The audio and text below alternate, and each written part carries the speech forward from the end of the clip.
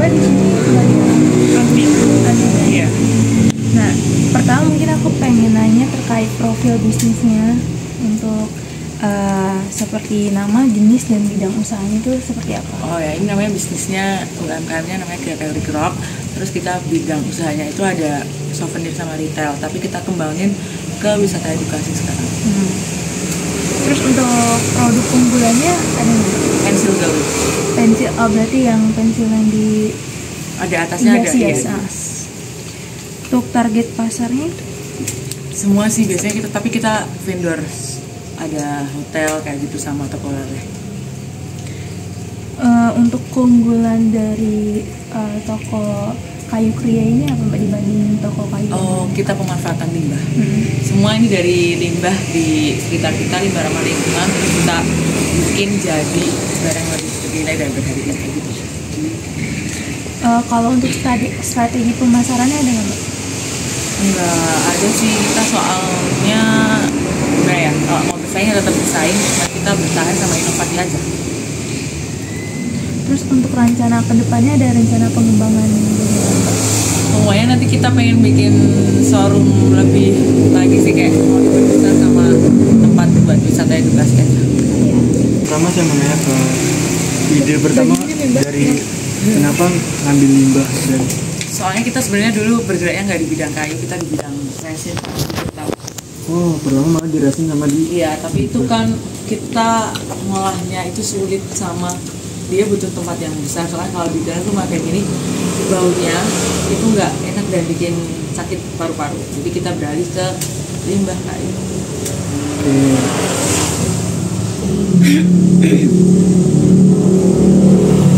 udah lama nggak? Udah 20 lebih. 20 Jadi udah banyak kan ya mahasiswanya. Ya, cari banyak gitu. itu ya. Wawancara sama skripsi. Iya. Terus kan Mbak ini kan konsepnya dia mengambil limbah untuk di recycle. Iya. Ada nggak hasil limbahnya lagi yang dari proses pembuatan barang itu? Enggak. Oh jadi bener-bener Itu waste, soalnya kita cuma bawa kayak serat nanas, terus tahu kelopet jagung. Bonggol. Kelopet jagung bukan, kelopet jagung nggak ada yang tahu. Kelopet jagung, kulit jagung. Oh bungkusnya. Dari mana sih? Saya dari Batam. Oh ya. Saya dari Kebumen. Oh kamu? Jakarta, Cilacap. Oh ya, nggak jauh-jauh lah ya Pak Goni. Kelopet jagung.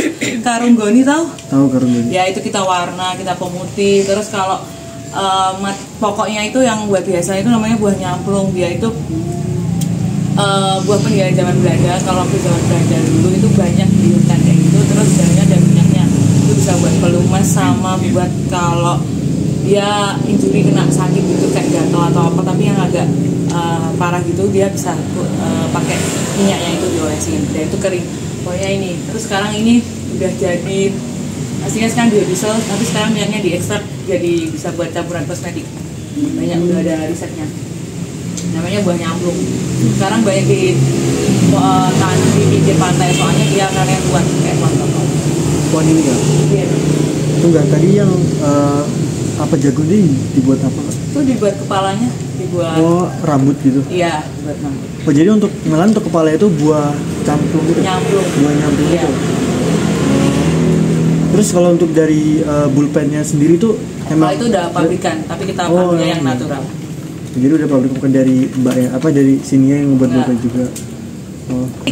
Circular economy atau template production itu Kita ini mulai kan dari awal ya, dari produknya itu kita olah sendiri. Terus kalau ini ya, kalau kayak gini dari nyamplung, terus dari klobot, itu kan kotor-kotor semua. Iya. Kita harus treatment, ngasih pemutih, terus kita jemur tapi nggak boleh kena sinar matahari langsung.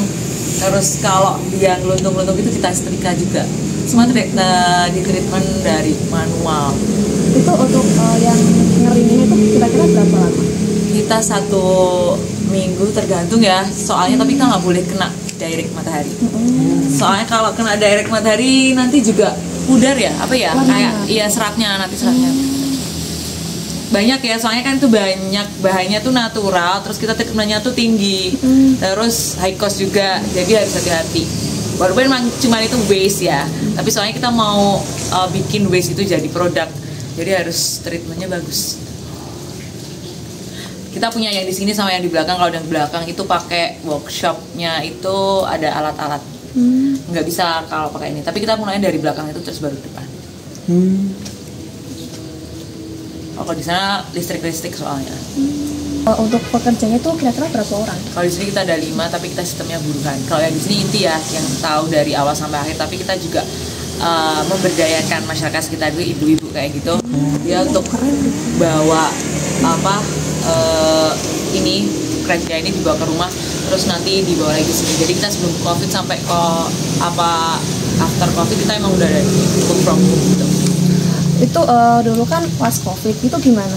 Apa sih namanya, kan pasti kan Ya struggle-nya. Oh kita ya gonjang ganjing juga, tapi kita punya bisnis yang lain, punya tanaman, jadi kita ke situ. Tapi ini tetap masih jalan, soalnya kan nggak basi kan ya, cuma penurunan dalam pemasukan aja. Iya sih benar ya. Dari produksi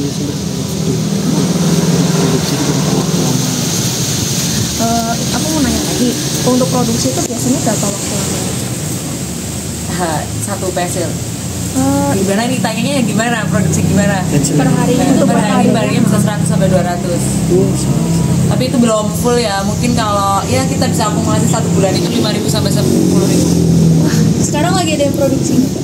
Udah pada pulang. Iya udah pulang. Udah jam 4 soalnya. Berarti maksimalnya tuh sampai jam berapa Mbak? Iya jam kerja aja. Kalau yang di sini ya, tapi kalau yang buruan terserah. Yang penting satu hari kita ngasih 2 kardus gitu, misal jumlahnya 400 ya terserah pomen. Nanti besoknya paginya diantar sini lagi.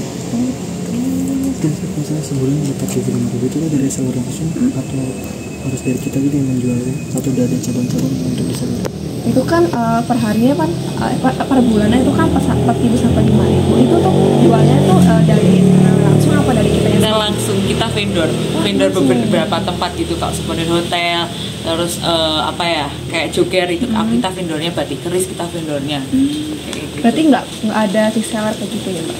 Nggak ada. Soalnya kalau kita ini produksi massal kayak ini tapi ini diburu-buruin, kita bukan pakai pabrikan ya. Soalnya kita semuanya handmade. Jadi PO turun itu 5.000 ya udah kita kerjain itu.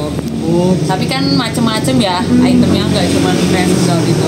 Tapi kita harus bisa kalau itu 5.000 sampai 10.000. Jadi tergantung PO loh. Iya. Soalnya kita vendor ya, jadi turun gitu. Soalnya PO gitu, nggak bisa kalau itu. Tapi kita tetap jual retail. Itu untuk warnanya itu pakai warna Cat. Ya, kalau ini itu buat wisata edukasi, itu pengembangan dari sama retailnya tadi. Kalau wisata edukasi itu konsepnya workshop, dia datang ada aktivitas apa yang bisa dilakukan di sini. proses bisnisnya. Aku nanya sekali. Iya. Terakhir deh Mbak, proses bisnisnya tuh gimana Mbak? Dari awal sampai jadinya produk. Proses bisnisnya. Ya. Kita mengolah sini rata-rata. Itu maksudnya mau gimana nih jawabannya yang kayak gimana? Saya dari kan ini produk unggulannya pensil. Iya. Berarti produksi pensil dari awal banget, dari bahan bakunya sampai jadi pensilnya tuh tahap-tahapnya itu gimana? Oh ya, kita kalau pensil tadi pabrikan, terus nyamplung tadi harus kita rendam 1 bulan. Kita treatment ya, 1 bulan udah kering, terus nanti kita di belakang ada mesinnya bor, kita lubangin, terus nanti baru dimasukin ke pensilnya. Harus dimasukin pensilnya itu nanti kita kasih aksesoris lain kayak batik, bajunya, terus ada itu rambutnya, topi, kasih mata kayak gitu aja sih. Itu ya yang pensil. Kalau yang lainnya masih banyak tapi soalnya detail-detail, kalau yang kayu kecil-kecil gitu perintilan. Terus untuk dari setiap prosesnya kan pasti ada limbah yang dikeluarkan, kayak seperti limbah air, terus limbah dari ukiran-ukirannya itu dikemanain? Kalau itu kita masaknya masih pakai tunggu ya, jadi kita olah lagi sendiri. Airnya? Diolahnya Kalau airnya itu dibuang aja sih. Soalnya kan enggak ada apa-apanya, cuman air tungkuman sih sih. Tidak merusak lingkungan. Iya, tidak merusak lingkungan, nggak pakai apa-apa, jadi nggak apa-apa. Kalau untuk sisa misalnya pahatan-pahatan tuh untuk jadi tungku lagi apa? Iya, dimasukin, kita jadiin bahan baku buat masak air, atau sometimes kita juga kalau mau cepet treatmentnya itu kita gigihin dulu airnya. Jadi ini sirkulasinya tetap cuma di ini aja gitu, limbahnya tetap di itu aja, enggak yang limbah pabrik apa limbah tahu yang bau yang apa, enggak. Iya. soalnya barangnya kecil-kecil, nggak yang besar gitu juga. Cuman emang agak repot apanya treatmentnya aja, tapi nggak membutuhkan banyak air atau apa kayak gitu. Sinar matahari yang jelas. Kalau misal kayak lagi cuaca yang kayak musim hujan tuh Musim gimana? hujan kita itu tahu garang panggang, pakai tadi sisa yang pahatanya di atas, kasih tungku gitu, ditempelin ke atas gitu. Bisa aja. Berarti untuk tantangannya boleh disebutin Mbak? Tantangannya kalau kita produksinya banyak sih, kalau PO-nya turun terlalu banyak dan mereka minta buru-buru, kita nggak bisa, soalnya kita handmade lagi-lagi tuh ya, walaupun pegawainya banyak tapi bahannya itu yang ya, sulit. Walaupun terus kita misalnya nyetok gitu, dia juga nggak bisa bertahan lama. Kalau udah diolah, kecuali mereka masih itu kita ada kapasitas produksinya aja, nggak bisa kalau diburu-buruin, soalnya treatmentnya lagi-lagi gitu ya, soalnya barang-barang waste ya harus yang benar. I just wanna be part of your